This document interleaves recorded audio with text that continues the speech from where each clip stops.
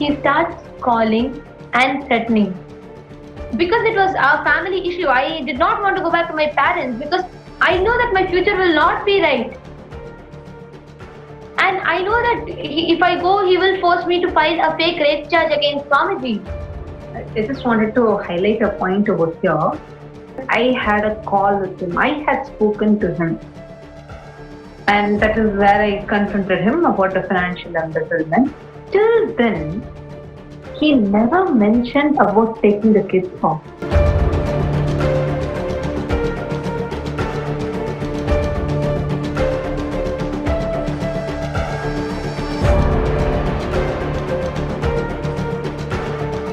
I also wanted to share another witness, another proof, like how it is a clear conspiracy. If you remember the day one when the police came, so I was actually shocked when she told that police have come and she called me immediately. I was totally shocked. I tried reaching out to my father. I continuously called him. If he really only wanted to get us both out, he would have picked up the phone that day, at least left a message. He didn't miss my calls, he cut my calls. He kept declining my calls. I called at least 20 times. He declined my calls. Why? If all he wanted was for us both to come out that day and not anything else. If his intention was not to create a ruckus in the ashram, but just to get us both out, he would have picked my call. He did not.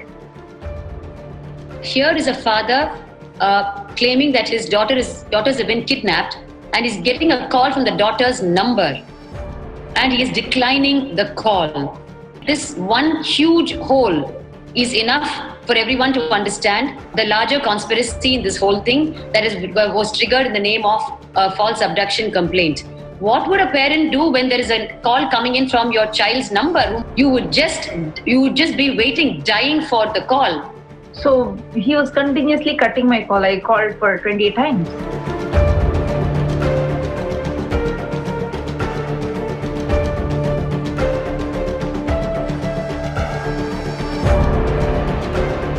And on the other side, the police at night were harassing my sister, Nitya, to come to the police station midnight.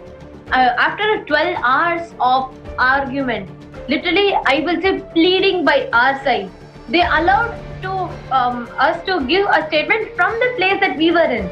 So it is possible. The police itself told it is legally possible. Then why did they try to convince us to come to the police station for 12 hours? We had 15 police who came, but they tried to force us. Literally, they were almost manhandling us. They tried to pull me to take me to the police station, but after 12 hours, when they knew that we will not give in, I am not going to give way for them to take me, then they told, yes, it is possible, and took the statement. Why? The police did not have a written complaint. I kept asking. I was so concerned. They did not want anyone else to accompany her. They wanted only her to come to the police station. They told her to come alone. And most of them were men.